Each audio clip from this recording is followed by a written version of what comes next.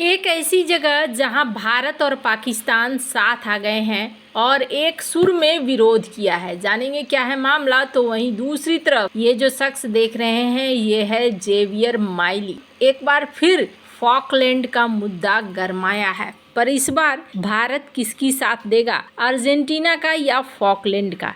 Geopolitics में बहुत कुछ चल रहा है, हमेशा की तरह जानने को मिलेगा बहुत कुछ। आइए जानते हैं इन खबरों को विस्तार से।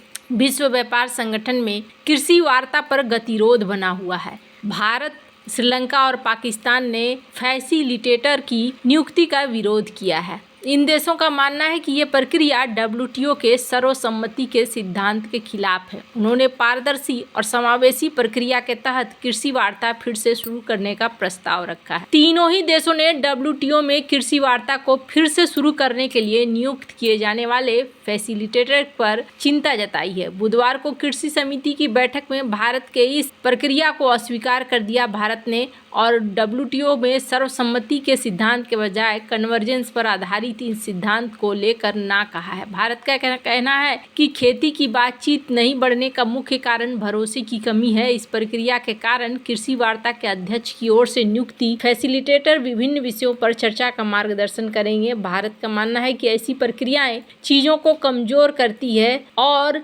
इस तरीके के संगठन नहीं होने चाहिए। संगठन के एक अधिकारी के अनुसार भारत, श्रीलंका, पाकिस्तान ने सदस्यों के बीच स्पष्ट सहमति के अभाव का हवाला देते हुए इस प्रक्रिया पर चिंता जताई है और कहा है कि बातचीत के माध्यमों से ही हल होना चाहिए। पिछले महीने डब्ल्यूटीओ को भेजे गए एक पत्र में तीनों देशों ने प्रस्ताव दिया था कि अस्थायी भंडारण, विशेष सुरक्षा तंत्र और कपास जैसे अनिवार्य मुद्दों पर कृषि वार्ता कृषि समिति में होनी चाहिए। यह एक खुली, समावेशी और पारदर्शी प्रक्रिया के माध्यम से जल्द निर्णय अपनाने के लिए एक त्वरित सीमा में होनी चाहिए, जैसा कि आदेश में दिया गया है। तीनों देशों ने कहा कि अक्टूबर में हुई अनौपचारिक प्रतिनिधि मंडल प्रमुखों और औपचारिक वार्ता समिति के बैठकों में इसे नियुक्त करने पर कोई सहमति नहीं बनी थी। 22 अक्टूबर को डब्ल्यूटीओ के पत्र का हवाला देते हुए कहा गया कि कृषि वार्ता में यह प्रक्रिया शुरू करने से डब्ल्यूटीओ कामकाज के लिए एक चिंताजनक मिसाल होगी। सदस्यों से फैसिलिटेटर के लिए नामांकन मांगे गए थे। इससे पहले अफ्रीकी समूह ने कहा था कि कृषि वार्ता में फैसिलिटेटर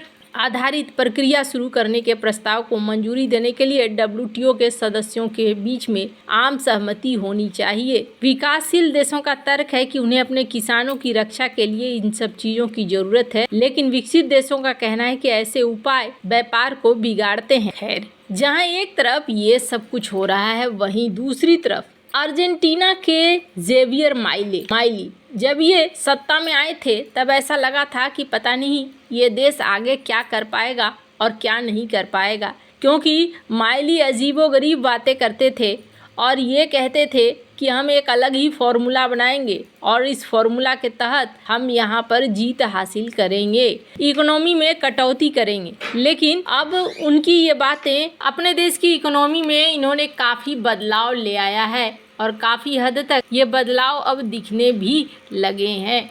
पर इन सब के बीच में एक चीज़ देखने को मिल रही है और वो ये कि यहाँ पर चागोस द्वीप समूह के डील होने के बाद एक नई चीज़ निकल कर आई और वो निकल कर आई फॉकलैंड को लेकर एक बार फिर से अर्जेंटीना यहाँ पर आक्रामक होता हुआ दिख रहा है। दरअसल फॉकलैंड में एक बार फिर से तेल और गैस को लेकर उत्खनन हो रहा है। इस बीच फॉकलैंड का नाम एक बार फिर से आ रहा है। कहा जा रहा है कि फॉकलैंड को भी अर्जेंटीना लेना चाहता है और इसके लिए ब्रिटेन ने कहा है कि नहीं, ये एक वैध संप्रभु क्षेत्र है। 1980 के दशक में अर्जेंटीना के साथ उनके आक्रमण का मुकाबला करने के लिए लड़ा था। भारतीय नौसेना के 24वें नौसेना प्रमुख एडमिरल करमबीर सिंह ने एक विशेष बातचीत में कहा था, उन्होंने कहा था कि सबसे पहले इन द्वीपों पर सबसे पहली कॉलोनी फ्रांस द्वारा स्थापित की गई थी। इसी तरह उन्हें स्पेनिश नाम भी मिला था, इसलिए ऐतिहासिक रूप से फ्रांस का पहला दावा था। दूसरा, उन्होंने निरंतर कब्जे के मुद्दे पर ध्यान दिया। इस मामले में ब्रिटिश के पास एक फायदा है क्योंकि उन्होंने अर्जेंटीना, स्पेनियों और अमेरिकाओं के बीच संप्रभुता में समय समय पर होने वाले बदलावों के बावजूद लंबे समय तक द्वीपों पर कब्जा किया।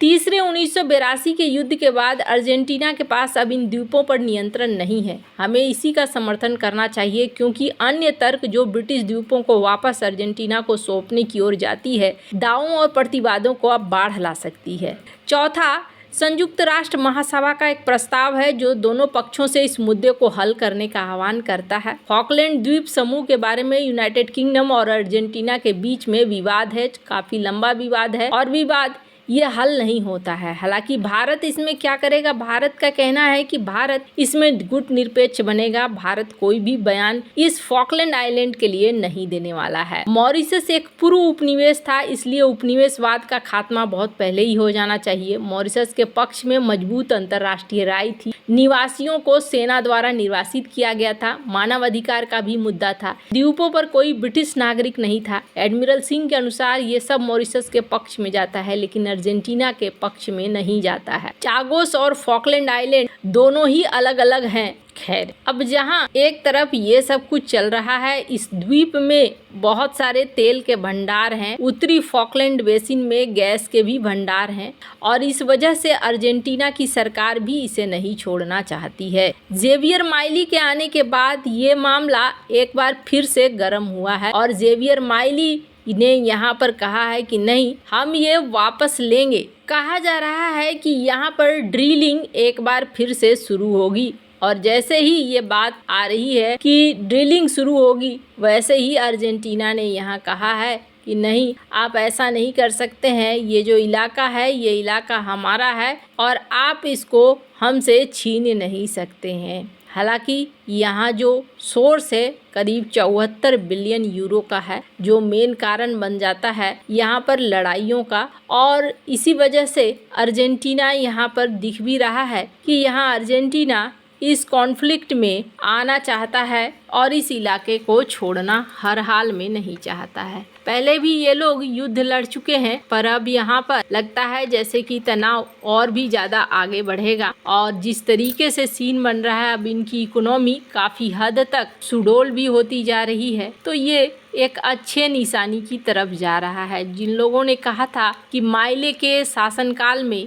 अर्जेंटीना की इकोनॉमी बुरी तरीके से तबाह होगी, वो बिल्कुल ही गलत साबित हुए और यहाँ पर जो चीज़ें और जो आंकड़े आ रहे हैं वो एकदम से अलग आंकड़े आ रहे हैं। यहाँ आंकड़े दिखा रहे हैं कि अर्जेंटीना की इकोनॉमी पहले जैसी नहीं रही है। यहाँ पर महंगाई दर में भी कटौती आई है। महंगाई दर में कटौती के साथ साथ अर्जेंटीना ने हाल के दिनों में अच्छा खासा सामान बेचा भी है। कहाँ इनकी महंगाई 219% थी और अभी कहा जा रहा है 118% पे ये आया हुआ है। काफ़ी हद तक इन्होंने चीज़ों को संभाला है। इस वजह से भी माना जा रहा है कि यहाँ बदलाव आ रहे हैं और ये जो चीज़ें घट रही है इसकी वजह से इनका पॉपुलैरिटी भी बढ़ रहा है। कई सारे देशों के साथ ये अच्छे संबंध भी बना रहे हैं, जिनमें से एक इटली भी है। वैसे आपको क्या लगता है, इन सब मामले में आपकी क्या राय है, कमेंट कर जरूर बताएं। जल्द मिलते हैं अगले वीडियो में नई खबर के साथ।